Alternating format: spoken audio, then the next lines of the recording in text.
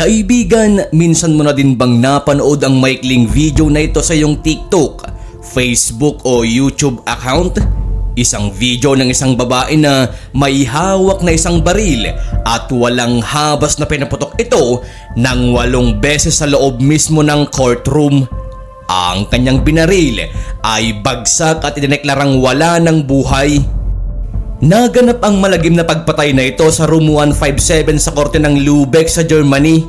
Kinilala naman ng babae bilang si Marian Bachmeier. Agad namang dinakip ng mga otoridad si Bachmeier nang hindi na nagtanggang pumalag o tumakas pa. Ang sabi sa mga ulat ay ginawa niya umano yun para ipaghiganti ang kanyang anak na ginahasa at pinatay. Pero kaibigan, gusto mo bang marinig ang buong kwento sa likod nito? Well, tara at pag-usapan natin yan. Kagaya ng sinabi ko kanina ay ang babaeng namaril ay kinilala bilang si Marian Bachmeier. Si Marian ay isinilang noong June 3, 1950 at lumaki sa Sarstedt, Germany. Sa kasamang palad ay lumaki si Marian sa isang hindi magandang pagsasama ng isang pamilya. Ang kanyang ama ay dating sundalo subalit nakulong matapos ang World War II pero nakalaya lang din naman. Ngunit naging isang lasinggero, estrikto at mapang-abusong ama. Lagi na lang itong naglalasing dahilan upang halos araw-araw ay napag-aawayan ito ng kanyang ama't ina. Ang alak ang lalong nagpalala sa ugali ng kanyang ama kaya madalas ay nagkakagulo sa kanilang bahay. Dahil dito ay hiniwalayan ng ina ni Marian ang kanyang ama. Sumama naman si Marian sa kanyang ina subalit nang magkaroon ito ng bagong kinakasama ay hindi niya inaasahan na mas masahol pa pala ito kesa sa tunay niyang ama. Kung dati ay lasinggero lang ang kanyang tunay na ama, ngayon ay nakararanas na siya ng pambubugbog mula sa kanyang stepfather. Mas kinakampihan din ng ina nito ang bago niyang kinakasama kung nagsusumbong ito kaya naman ito ang nagtulak kay Marian upang magrebelde. Naging mas masalimuot pa ang naging buhay ni Marian matapos siyang palayasin ng kanyang ina sa kanilang bahay. Wala ngang nagawa ito kundi ang umalis na lang at kung saan-saan na lang siya nagpupunta at kung kani-kanino sumasama. Bunga na rin ng kapusukan bilang isang teenager ay sa edad na 16. Habang solo niyang pinapaaral ang kanyang sarili ay nabuntis siya. Ngunit alam niya na hindi niya kayang buhayin ang bata kaya naman dahil dito ay napagpasyahan niyang ibigay ang bata sa bahay ampunan. Matapos nito ay nagsimula siyang muli at naghanap ng part-time na trabaho tuwing gabi at pumapasok naman siya ng eskwela sa umaga bilang high school. Subalit makalipas ang 2 taon ay muli siyang nabuntis sa edad na 18 mula sa kanyang boyfriend na nakilala niya sa kanilang eskwelahan. Pero bago pa man niya isilang ang sanggol ng nagdadalang tao na siya ay naging biktima pa ng rape si Marian. Siya ay minolestya at ginahasad dahil sa kalasingan habang nasa isang disco bar. Dito ay nagkaroon ng trauma at takot si Marian. Takot na baka iwanan siya ng kanyang boyfriend kung malaman niyang siya ay nagdadalang tao. Pero nang isilang na ni Marian ang sanggol ay iniwan nga siya ng kanyang kasintahan. Sa pangalawang pagkakataon ay pinili niyang ipaampong muli ang kanyang pangalawang anak. Tuluyan na nga ding tumigil si Marian sa pag-aaral at pinili na lamang na magsimulang muli ng panibagong buhay. Naghanap muna ito ng matutuluyang apartment at bilang suporta sa kanyang sarili ay nagtrabaho siya bilang isang waitress sa isang bar na tinatawag na Tipasa. Hindi nagtagal ay naging kasintahan niya ang manager ng kanilang pinagtatrabahuang bar na si Christian Berthold. February ng taong 1972, sa edad ng 22 ay muling nabuntis si Marian ng kanyang bagong boyfriend na si Christian Berthold. Hindi naman lingid sa kanya na away pati sila noon pa man. Maghihiwalay pero magkakabalikan lang din. Kaya naman noong mabuntis ito ay umasa siya na hindi siya iiwan ng kanyang partner at ipinangako niya sa kanyang sarili na kung isisilang na niya ang sanggol ay aalagaan na niya ito, mamahalin at hindi na niya ipapampung pangmuli dahil sa pagkakataong ito ay handa na siya na maging isang ina kaya napagpasyahan niyang alagaan at suportahan ng bata upang maitama ang mga nauna niyang pagkakamali noon. Ngunit kung si Marian ay handa na sa bagong buhay, si Christian naman na kanyang karelasyon at ama ng bata ay hindi pa pala handa sa isang bagong mundo ng kanyang buhay bilang isang ama. Nakipaghiwalay ito bago pa man isilang ni Marian ang sanggol na babae noong November 14, 1972. Ang sanggol ay pinangalanan niyang Ana, at kahit na ganun ang nangyari ay pinanindigan ni Marian ang kanyang pangako, at dahil dito ay solong pinalaki ni Marian ang kanilang anak.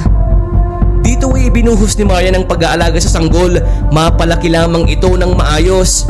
Ginugol niya ang oras niya para iparamdam sa bata na mahal siya ng kanyang ina. Subalit sa paglipas ng maraming araw ay unti-unti ding nauubos ang ipon ni Marian, dahilan upang mapilitan siyang magtrabahong muli. Bumalik siya sa pagtatrabaho bilang waitress sa Tipasa para masuportahan at matustusan ang pangangailangan ng kanyang anak. Pero dahil walang mag-aalaga ay isinasama ni Marian si Ana tuwing gabi sa kanyang trabaho. Hirap man ito sa araw-araw na pagsabay ng pagtatrabaho at pag-aalaga sa kanyang sanggol ay nagagawa naman niya itong mairaos. Literal na lumaki si Ana sa bar na pinagtatrabahuan ng kanyang ina. Ang isang bangko o upuan na nasa bandang gilid sa loob ng bar ang nagsilbing higaan ni Ana, habang si Marian ay nagtatrabaho ng halos magdamag. Ganito man ang naging sitwasyon nilang mag-ina ay lumaki naman si Ana ng masigla at masiyahin. Yun nga lang ay malimit namang makapag-bonding ang mag-ina, sapagkat kung sa gabi ay nagtatrabaho si Marian ng halos magdamag, sa umaga naman ay tulog naman ito dahil sa puyat. Ang ginagawa na lang ng bata ay nakikipaglaro na lang ito sa mga alagang hayop ng kanilang kapitbahay. Ganito ang naging daily routine ni Ana hanggang sa siya ay mag-aral.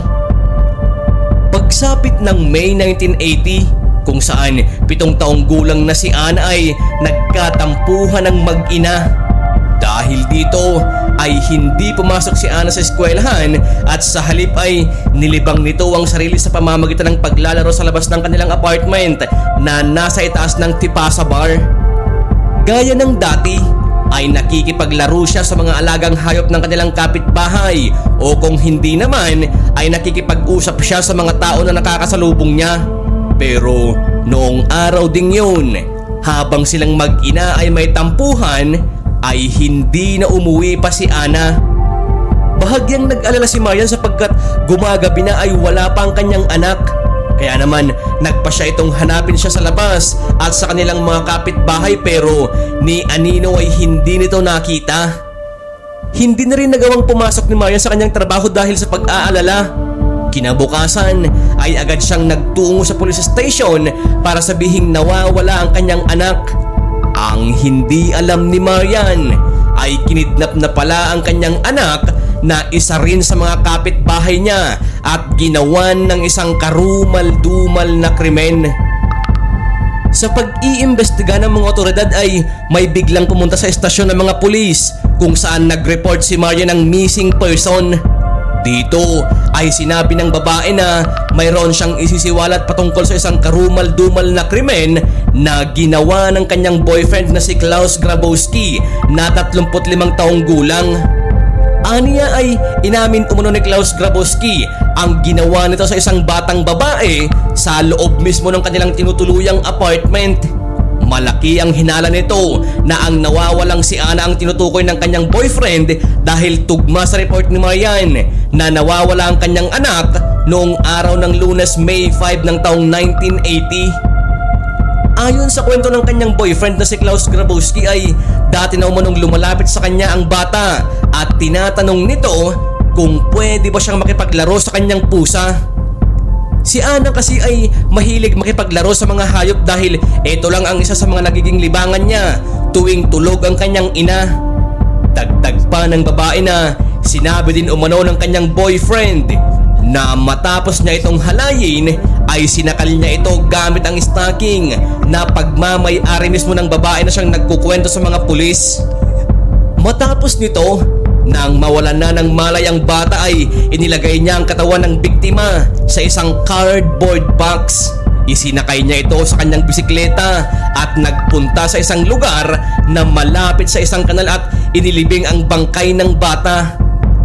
Ang kanyang fiancé na din mismo ang tumulong sa mga otoridad upang madakip si Grabowski, subalit nang pumunta na ang mga otoridad sa apartment ng suspect ay hindi na nila ito naabutan. Sa kabilang banda, bago pa ang kaso ni Ana ay may mga nauna na palang kaso ang suspect. Ang una niyang biktima ay ang 6 years old na bata na binalak niyang molestyahin at kitilan ng buhay, subalit nakatakas. Dahil dito ay nakulong si Grabowski sa kasong attempted murder, ngunit nabigyan ng provision. Pero matapos ang 2 taon ay nakasuhang muli si Grabowski sa kasong sexual abuse. Samantala, ilang araw namang nakapagtago si Grabowski, subalit nahuli lang din ito ng mga pulis.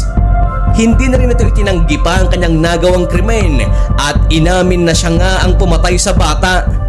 Dito ay itinuro din niyang lugar kung saan niya inilibing ang bata. Nang mahukay nga nila ito ay dito nakita nila ang kaawa-awang itsura ng bata habang nakatali at nakasilid sa isang karton. Labis naman ang paghihinagpis at pagsisisi ng ina nito na si Marian, sapagkat noong araw na mawala ito ay mayroon silang tampuhang mag-ina. Sinisisi man niya ang kanyang sarili ay hindi na nito nabago pa ang katotohanan. Katotohanan na wala na ang kanyang mahal na anak. Ilang buwan ang dumaan matapos mailibing ang kanyang anak. March 1981 ay sinimulan na ang paglilitis patungkol sa kaso ni Grabowski. Ang kaso ni Grabowski ay dininig sa District Court ng Lubek. Sa unang araw ng paglilitis, laman ng lahat ng pahayagan ang tungkol sa buhay ni Ana. Habang dinidinig ang kaso ay nakikinig lang si Marian, samantalang tinatanong si Grabowski sa kung ano ba talaga ang tunay na nangyari. Hanggang sa ikalawang araw ay tinitiis lang ni Marian ang kanyang mga naririnig, subalit hindi na siya nakapagpigil nang marinig niya ang buong salaysay ni Grabowski. Kaya nang sumunod na araw sa ikatlong paglilitis, March 6, 1981, ay maagang dumating si Marian kasama ang kanyang mga kaibigan. Dito ay inabutan na niya si Grabowski na nakaupo sa courtroom habang nakatalikod sa main entrance. Pansamantala itong umalis pero bigla ding bumalik hanggang sa ilang minuto pa bago magsimula ang paglilitis. Kalmado at dahan-dahan si Marian na naglalakad papalapit sa akusado na si Grabowski. Walang kamalay-malay ang lahat na doon na pala matatapos ang hearing. Bago pa man kasi tuluyang makalapit si Marian kay Grabowski ay bumunot ito ng isang baril mula sa kanyang bulsa at walang habas ng pinagbababaril si Grabowski ng 8 beses. 7 bala ang tumama sa kanya na agad naman niyang ikinamatay. Matapos nito ay itinapon ni Marian ang baril at kusang loob na sumuko sa isang opisyal ng korte. Bagamat inilagay ni Marian ang batas sa kanyang kamay, ay marami naman ang nakasimpatya sa ginawa niya at sinasabi ng iba na tama ang kanyang naging aksyon. Sabi ng iba, kung sila rin ang nasa ganoong sitwasyon ay ganun din ang kanilang gagawin. Dahil dito ay binansagan siyang the revenge mother.